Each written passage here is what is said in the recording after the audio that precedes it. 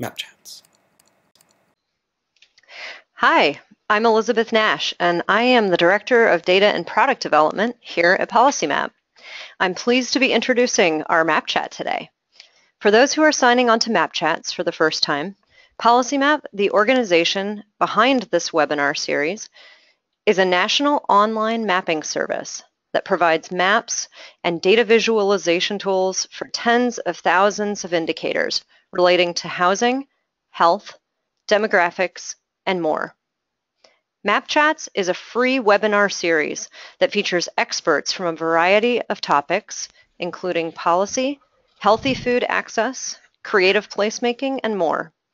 Our speakers discuss how their work incorporates data and maps, giving our audience a chance to see firsthand the indispensable role of maps in the everyday work of practitioners and policymakers.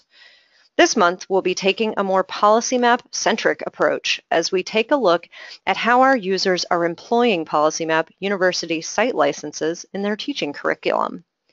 We've incorporated this webinar into our Map Chat series due to popular demand. We've received numerous requests for this information, and professors from 2 of our university subscribers have volunteered to share their experiences. Please note this is a webinar format.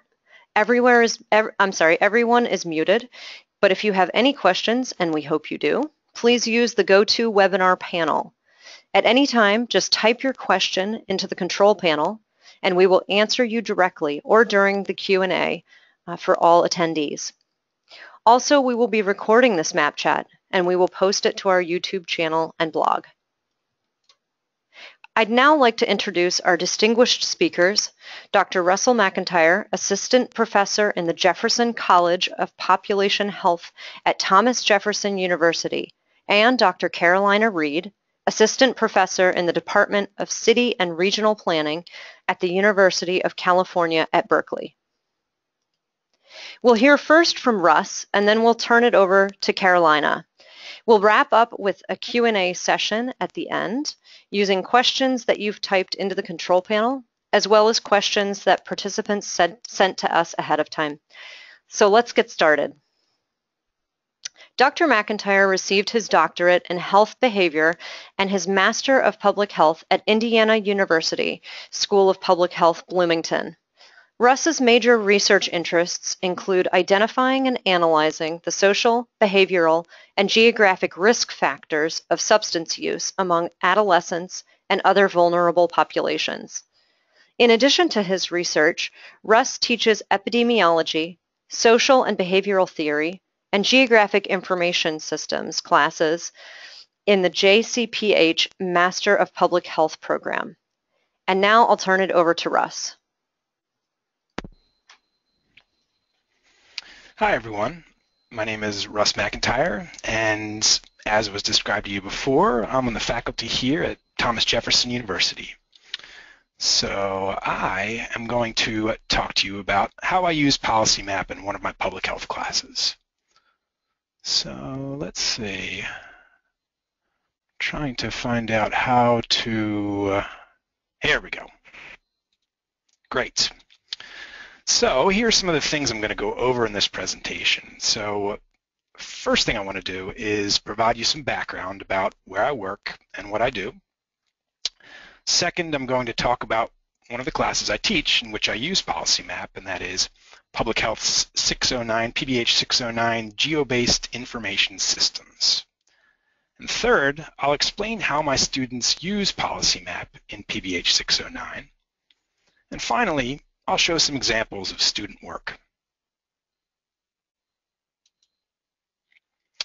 So I work at Thomas Jefferson University. So Thomas Jefferson is located in downtown Philadelphia, and we are a major academic health center founded in 1828 as the Jefferson Medical College.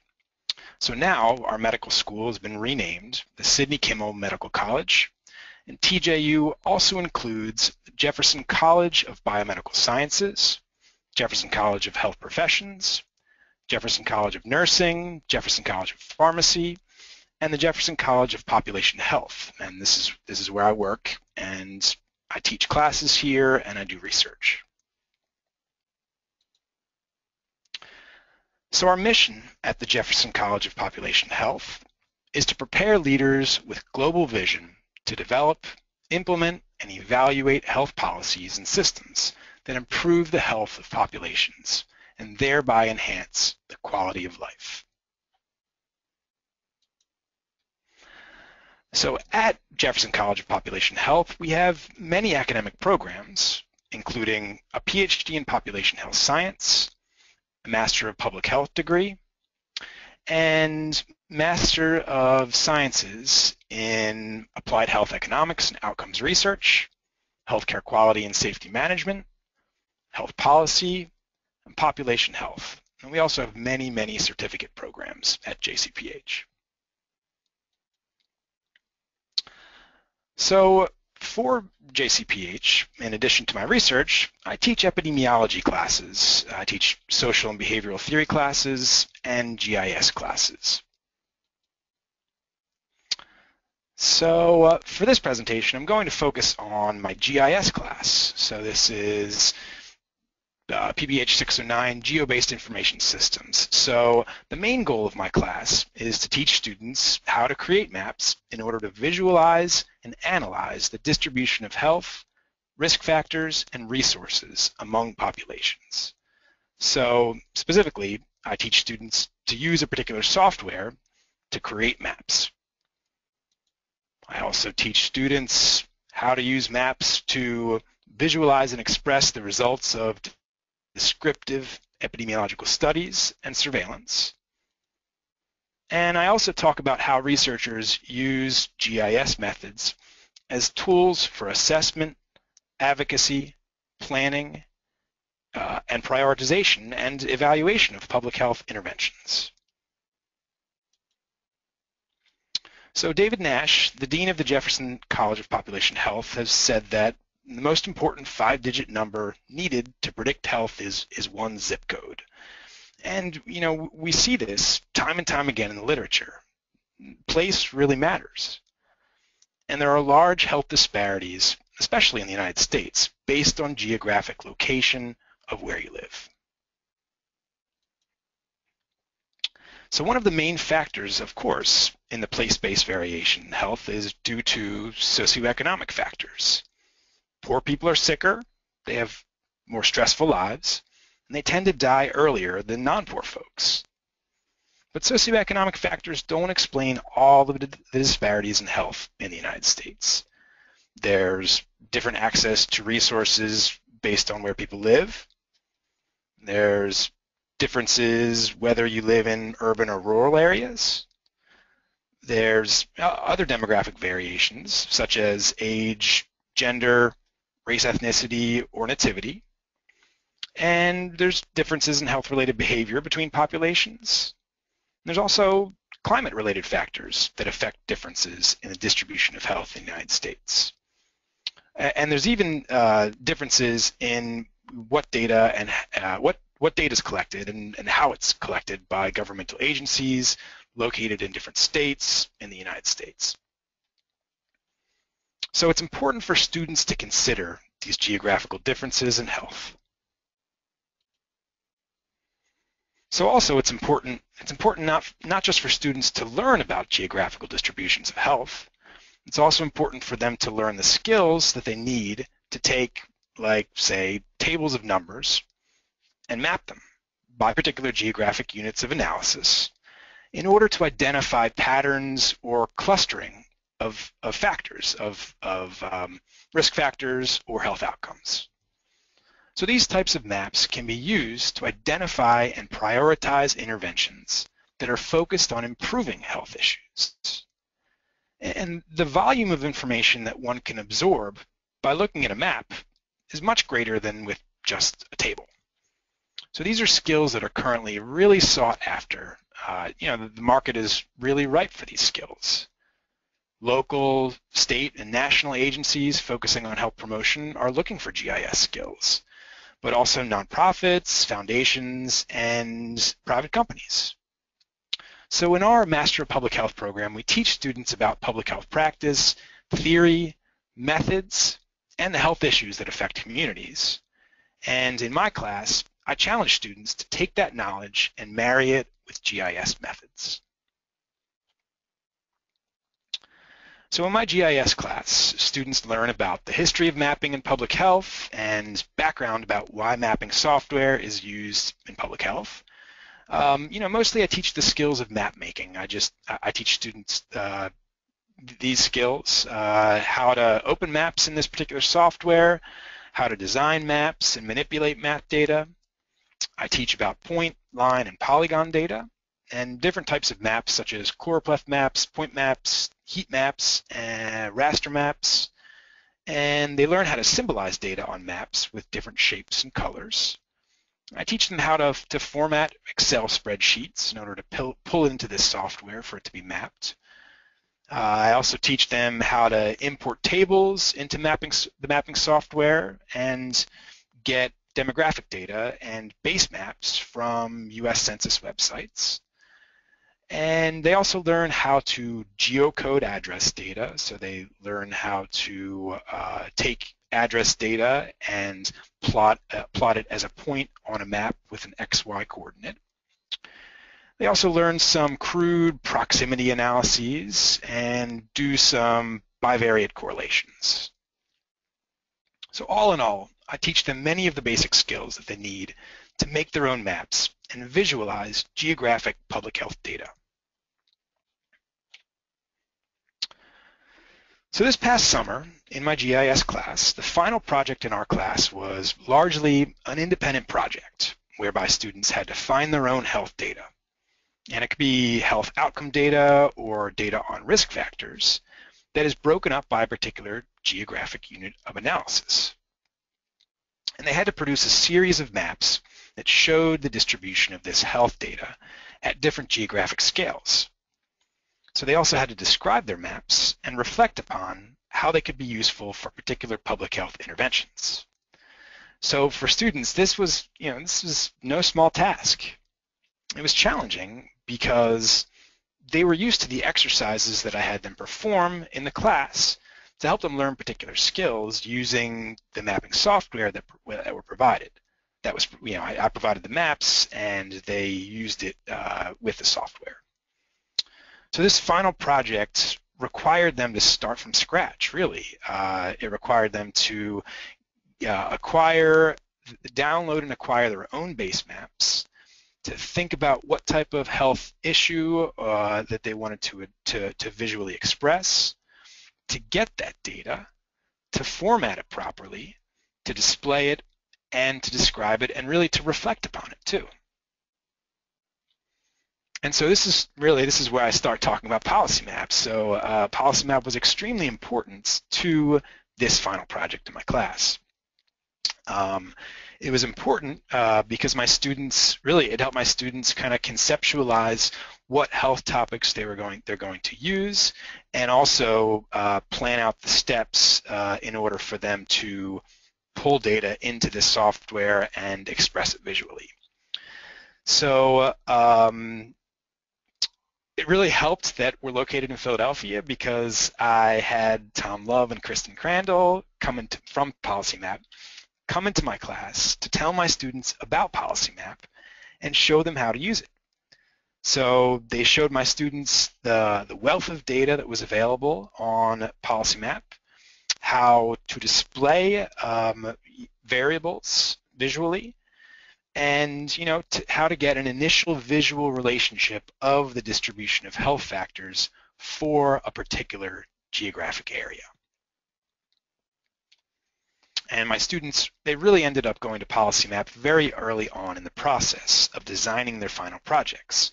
So they used, they went to the website, they made maps like this to visualize a particular health issue, and they said to themselves, well, is this something that I'm interested in looking at, in pulling into this mapping software, and to changing the color, to maybe even changing the unit of analysis, to making it a map of my own. They use this, like I said, they use this mapping interface to decide which variables to include in their final projects. And it really helps that Thomas Jefferson University has an institutional agreement with PolicyMap because many of my students actually downloaded the data that they used for their mapping project directly from PolicyMap in order to eventually upload it onto the mapping software that we used for the class for their final project. So, students didn't just download polygon data of rates of disease, they also downloaded point data that represented locational resources such as hospitals, recreation centers, food stores, and parks. So this, this is the PolicyMap website that shows a table that was created for Philadelphia, and over here, really, you can download the data or save it. And maybe this is just because we have an institutional license. I'm not quite sure if everyone has this access. But really, why don't I move on to some of my students' maps? So this was a map that one of my students who is going to eventually going to medical school wanted to create. He's very interested in asthma, particularly, so he first went to PolicyMap and he looked to see what type of data was available on PolicyMap and was it available at the local setting, which geographic units of analysis did PolicyMap have it broken down by. So he wanted to focus on Philadelphia.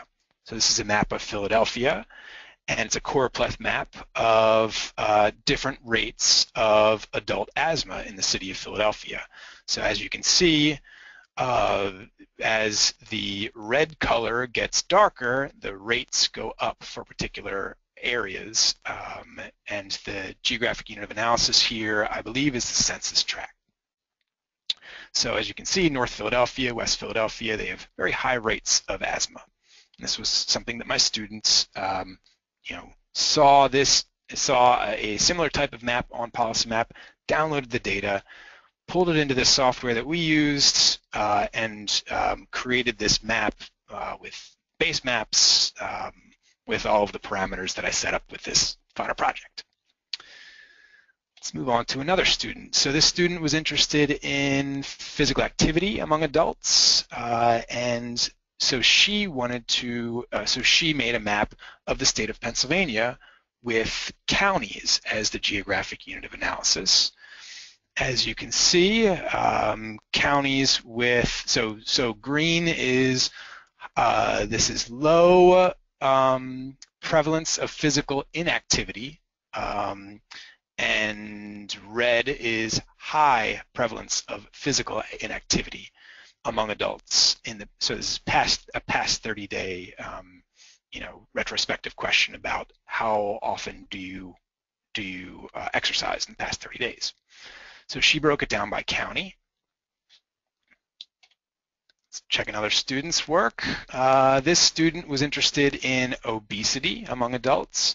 So he looked at the city of Philadelphia, made a choropleth map with census tracts as the geographic unit of analysis, and he identified, areas or clustering of high obesity rates in Philadelphia. North Philadelphia, again, West Philadelphia have higher rates of obesity among adults. Again, this student's first consulted PolicyMap to identify what data was available, to take a look at what geographic unit of analysis he could use, and then he he got the data from PolicyMap and he pulled it into the software. The final student map I want to show you is a student that was interested in politics. So he was interested in, he did a bivariate analysis to two particular variables, one being diabetes prevalence in the state of Pennsylvania, broken down by county. And also he wanted to see if there were any visual correlations of prevalence of diabetes and the who in the percentage who voted for a particular politician. So this was the percentage voting for Mitt Romney in 2012. This is visualized by the size of these points. And the diabetes prevalence is visualized by the color representing the particular county. So with red or purple being higher rates of diabetes, and pink and red being lower rates of diabetes.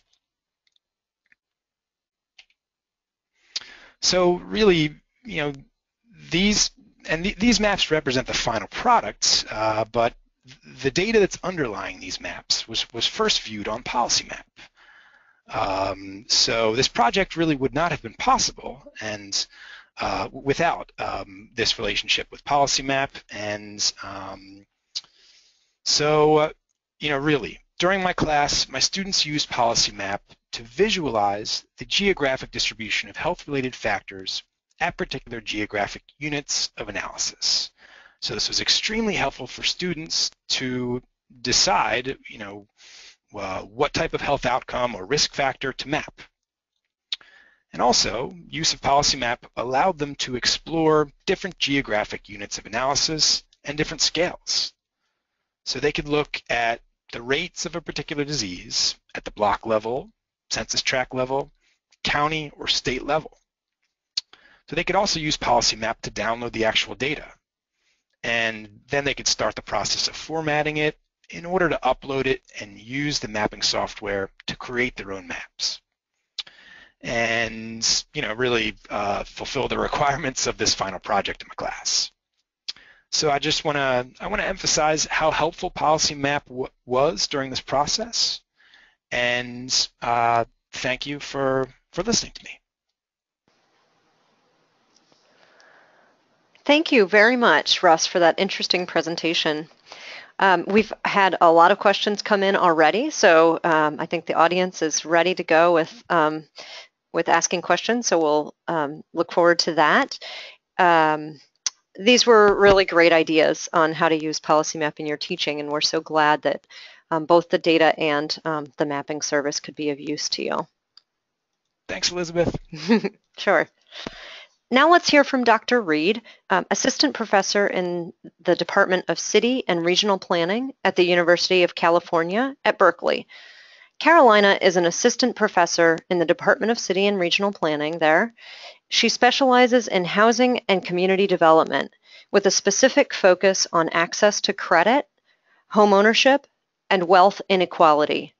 She has most recently published research on the impact of the foreclosure crisis on low-income and minority communities, the role of the Community Reinvestment Act during the subprime crisis, and the importance of anti-predatory lending laws for consumer protection.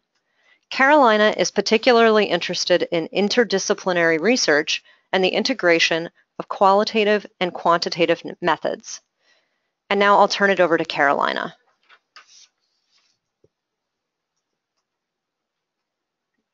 Great, thank you so much, and thank you for inviting me to talk today. I'm going to talk about a class that I am teaching that has less to do with my own research and is more focused on a core course in the college in which I teach. I should have come up with a nice outline slide like Russ, but I didn't. So I'm going to talk through the use of PolicyMap in a class called ED4B Global Cities. It's a class in the College of Environmental Design, which houses the Department of City and Regional Planning, but it is also at the undergraduate level, represents majors in architecture, landscape architecture, urban studies, and sustainable environmental design. The Global Cities course is one of 3 required gateway courses for all undergraduates who are majoring in one of those 4 majors.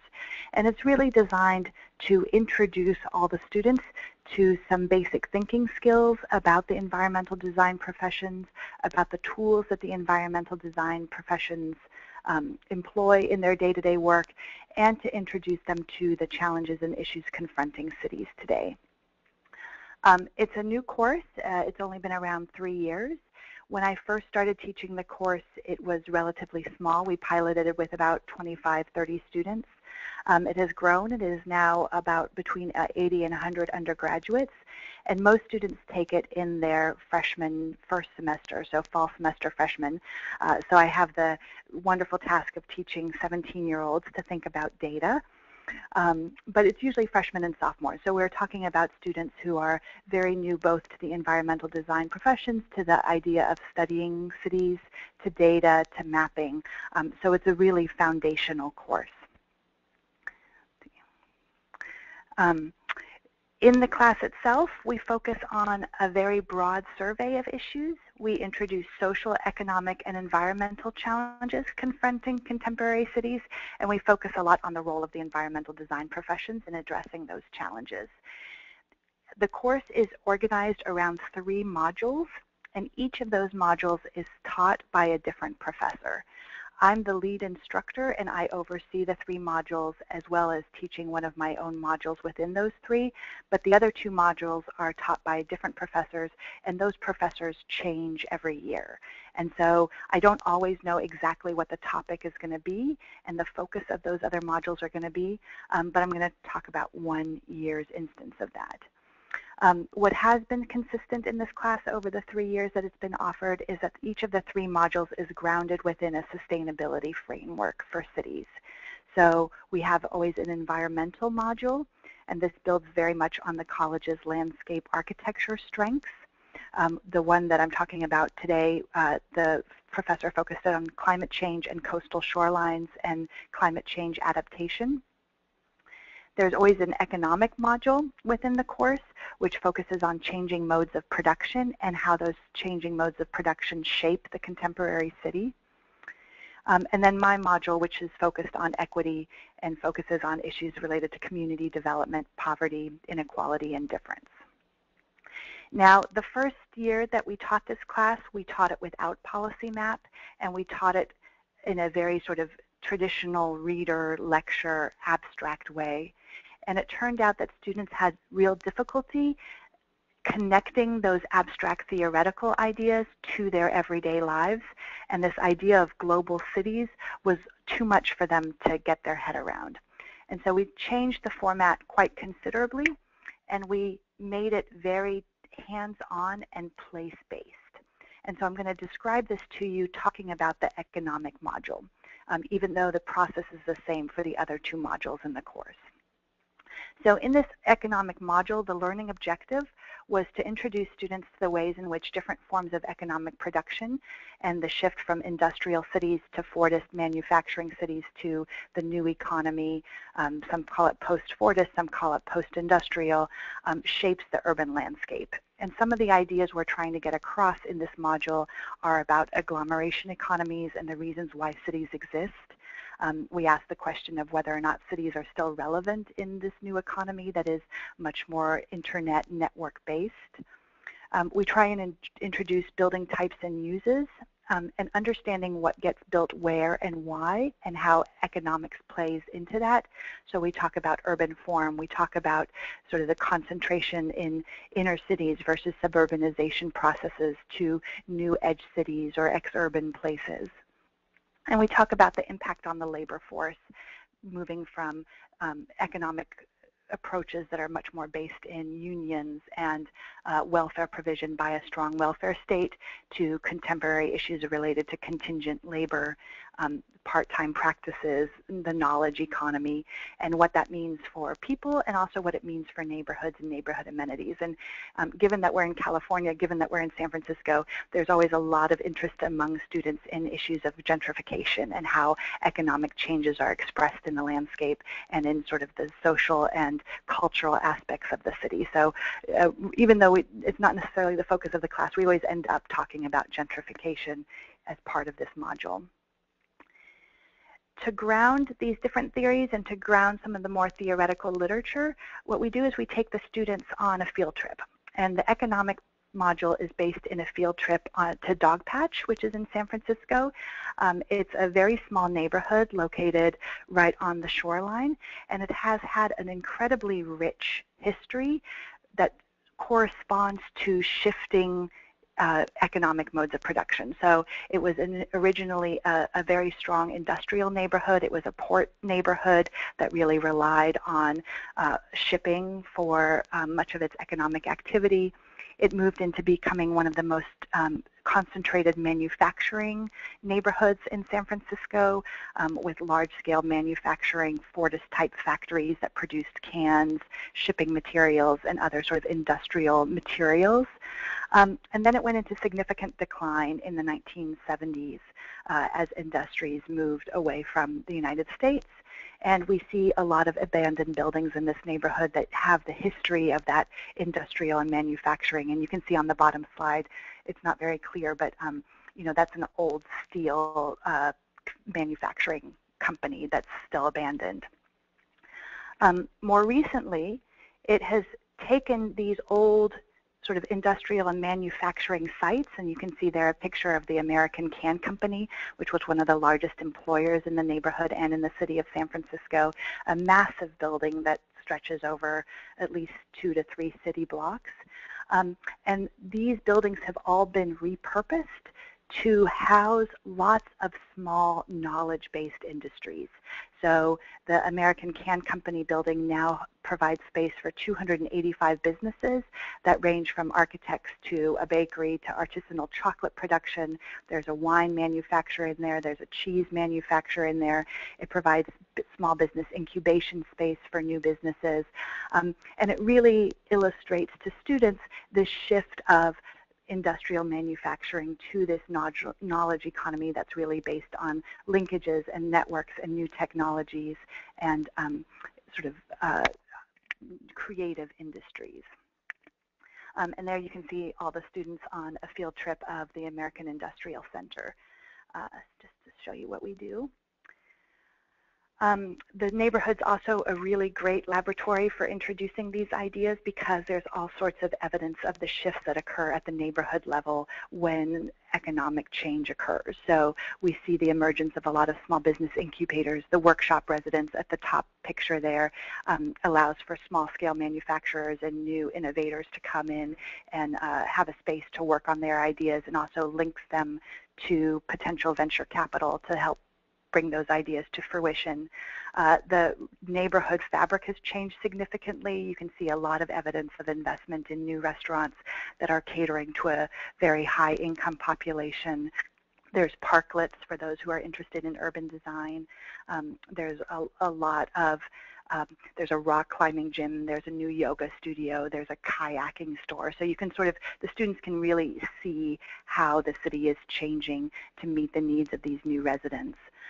The city has also invested in a new light rail station in the neighborhood, and so it also allows students to start thinking about the linkages between transportation and urban change. So this is where PolicyMap comes in. So we're interested in having students read sort of theoretical pieces about these economic changes, see how those changes are expressed on the ground, and then build their own skills in terms of being able to connect theory, evidence, and practice. And it turns out that PolicyMap is a really terrific tool for that. So what this assignment is that after the field trip, students have to write a report about Dogpatch, drawing together the theoretical readings, the field trip, and their observation and data. And so it's their first exposure to data, and it's their first exposure to data that we're thinking about in sort of a planning context or in a city context. So the learning objectives to using PolicyMap are connecting theory to reality, building an understanding of the building blocks of planning data. And so PolicyMap gives us a very intuitive way to teach students about geographic scales. So the difference between census tracts and counties and cities, how those are or are not embedded with one another. The ability to zoom in and out in PolicyMap, which is familiar to students from using Google Maps, allows them to get a sort of an intuitive sense of these geographic scales that turns out to be very helpful when we later talk about census tract data.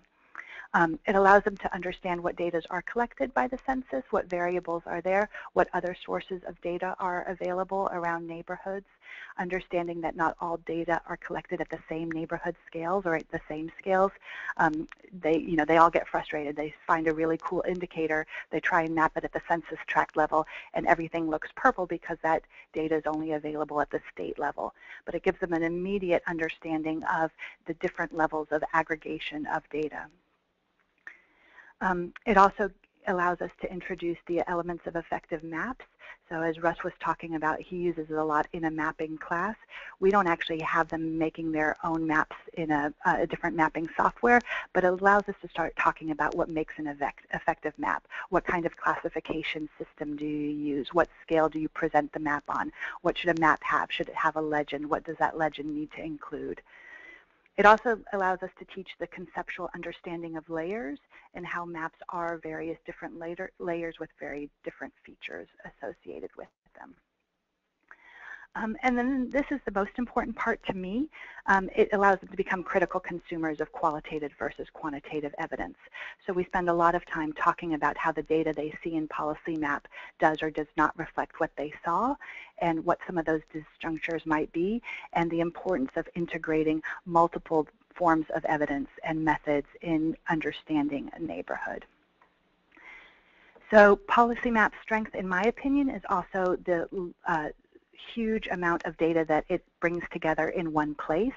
So for example, in Dogpatch, they could not only do the socioeconomic data for the neighborhood and see how that compares to the rest of the city, but PolicyMap also has a layer of brownfield sites.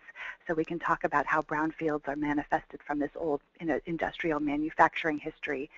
But it also has small business incubators layer. So we can also say, students, okay, let's start looking about how these two different economic systems are coming together in this same place.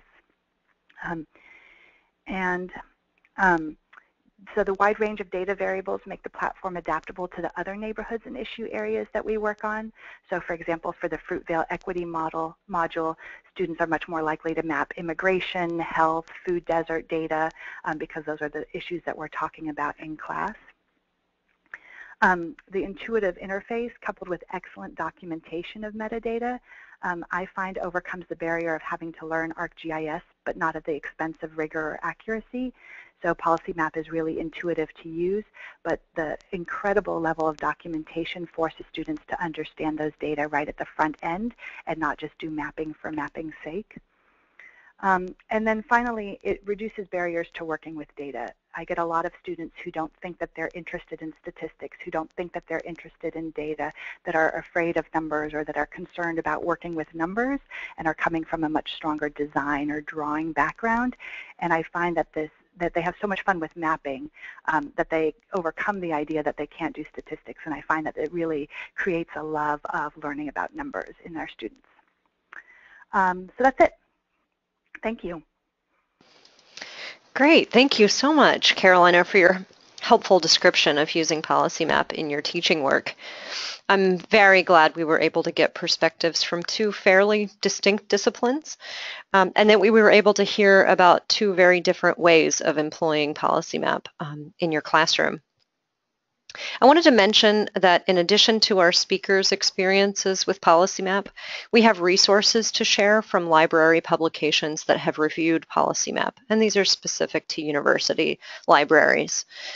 These include the American Library Association's Choice Magazine, Library Journal, and the Association of College and Research Libraries, ANSS Currents. These slides will be available after the presentation, and each one of these has links to those articles. So I'd now like to turn it over to the Q&A session of the Map Chat. We've had a number of questions posted during the webinar, so I'll start with those, and please continue to type them in. So the first question that came up was actually in Russ's presentation, and that was your note, Russ, about whether or not the data was available for download because you had an institutional license. So that's what we call a university enterprise or site license, which is something that both Thomas Jefferson University and University of California, Berkeley have. So the download is available because you have, yes, because you have a license or because you're a subscriber. So anyone who signs up for a subscription to PolicyMap does have the ability to download. However, I will add the caveat that we are creating a much more robust download feature as we speak. And so that will be available by the end of the year, early next year. So that download feature will be much more accessible for your students. The next question was about, there were a number of questions, Russ, in which people were asking about the maps that you were showing. And that one question was, is PolicyMap a mapping software? And as you could see from Carolina's presentation, it is indeed a mapping software. But I want to let Russ talk about the subsequent questions that came up, what software was used to make the maps using PolicyMap data, and then also why was PolicyMap not being used as the mapping tool for that data. So the first question came from Liz Geltman. The second one came from Neville Vakaria. Okay. Thank you for those questions. So the mapping software specifically that we used was ArcGIS, and the class itself was to teach skills using ArcGIS. So that is why I didn't allow students to turn in a PolicyMap map for their final project. So really the final project in the class was to find public health data on risk factors or health outcomes of interest to the particular students in tabular form some students found that data on PolicyMap. Some students got it from state agencies, from federal agencies like typically the CDC, and some students had their own data from research projects that they were working on. But really they had to find that data and they had to choose an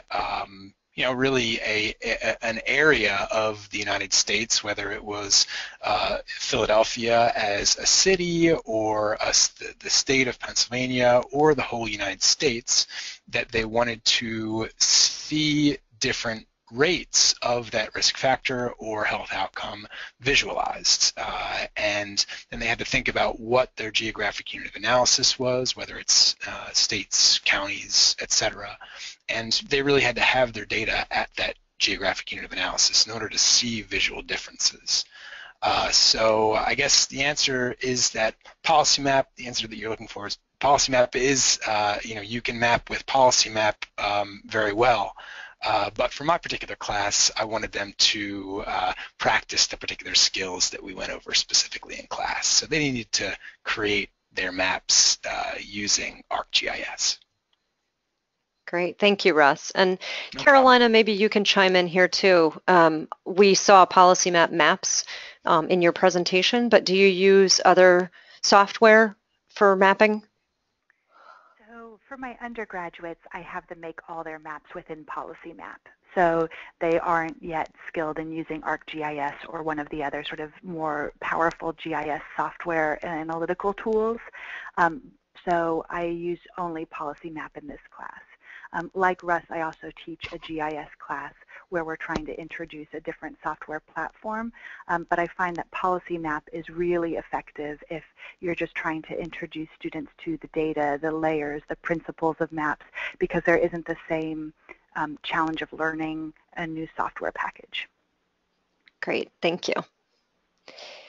Our next question comes from Lama Saeed, and they are asking, is mapping used for cross-sectional studies or for prediction over some years ahead? And I guess that would be for both professors. Well, I think this is Russ. I mean, I think that you can map. I mean, typically in my class, it's for use of mapping cross-sectional data, and we didn't do anything regarding mapping over time. Specifically for prediction. Carolina, maybe do you have anything to say about that for prediction over time? Elizabeth, is that what they said? I believe so. Yes. So I feel like prediction over time requires a stronger model and analytical framework, which I don't think is PolicyMap's necessarily strength, right? ArcGIS does have tools that allows you to do more spatial analysis. We use PolicyMap to show 2 different periods of time. So because the data in PolicyMap are representative for multiple years, students can look at a neighborhood in 2000 and then look at it again in 2010 and assess the degree to which that has changed. But I wouldn't have them then use that same application to project what population would look like in 2020. That needs a stronger set of analytical and methodological tools. But I know that in the wider role of ARC mapping, or I'm sorry, of GIS techniques, regardless of the software, that idea of prediction and projection is a really important component of that. Yes, I would just agree with that. And just to round out the answer in terms of what PolicyMap offers, that is absolutely true. We do have a trend chart feature that can show if the data comes in at the monthly level or quarterly level, you can see trends across quarters or months or years. So you can see historic data, as Carolina noted, but we don't have any prediction capability. That's just not our business. So. And then in terms of cross-sectional studies, we do have the ability to layer on multiple indicators if you do have this institutional license or a subscription. So the next question is from Susan Dallandan, and her question is, does a user have the ability to add their own local data to create a map using PolicyMap? And I can answer that question, but I would then turn it over to our professors. So technically, yes, you definitely can. We have a data loader in which you can upload your own data to see against the data that we have in PolicyMap. And my question for the professors are, do you use that feature in your classrooms? And if not, would you consider doing that in the future? So currently we don't use that particular feature, but I'd definitely be open to learning more about it and using it in the future. So. Yeah, I don't use it in my undergraduate class either, just because I find that even what we're covering is enough heavy lifting. But some of my graduate students will use that. So if I have graduate students in housing and community development who are interested in visualizing some housing data and who don't have the other sort of mapping skills, several of them have turned in assignments using PolicyMap where they've uploaded their own data. Great. Okay. I'd also like to add one thing. Some of my colleagues here at Thomas Jefferson University have used that function outside of classwork for their particular research and have found it very helpful. Great. Oh, that's great. Okay.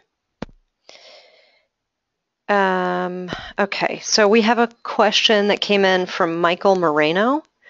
And that question is, how is access set up for universities? How does this site license work?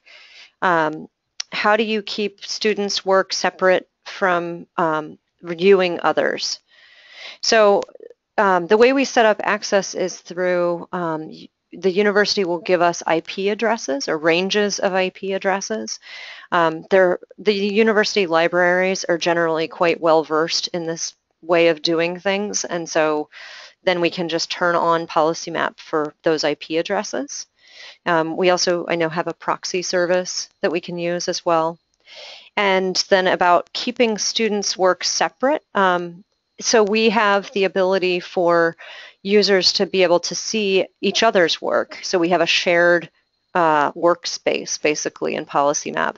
However, there is the option for your university to sign up for specific logins. So if there were professors like Russ and Carolina who wanted their own private workspace, they could have their own logins that then would give them access to not only the public, the University of California, Berkeley, or the Thomas Jefferson University library of work that students and other professors have made, but they would also then have their own private workspace and their own ability to share uploaded data with certain individuals or with the entire school.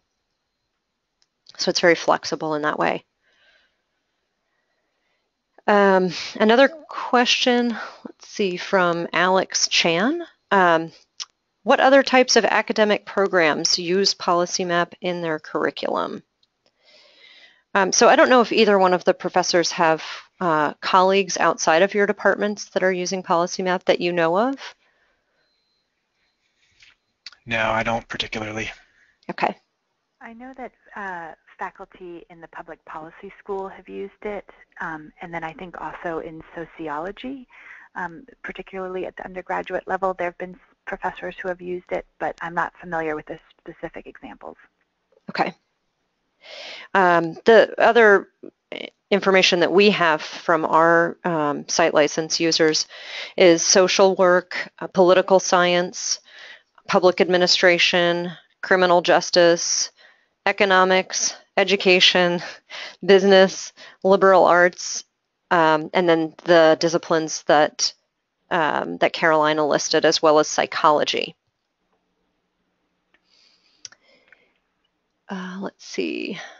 I'll just put in a plug while you're looking at questions. It is really remarkable the range of data variables that PolicyMap has brought together into one application, right? There's a lot of other mapping sites and a lot of other data consolidation sites, but it's truly unique, the breadth of different topics that PolicyMap has brought together, which makes it an incredibly powerful tool. Thank you. Thank you for that, Carolina. Well, I think, Russ, you saw it too, right, in your data, the different levels of health data and thinking about both point layers that might show where health services are versus the socioeconomic data that tells you what the social determinants of health are. There's a lot of richness there. Absolutely.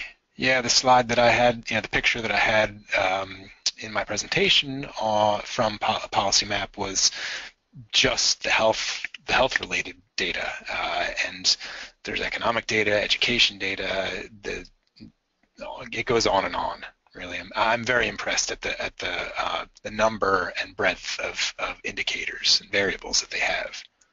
Oh, that's great to hear. That is one of our objectives here at PolicyMap, is to each year we prioritize our list of what data we would like to include on PolicyMap and maintain, and creating unique indicators like the local health data that you featured, Russ.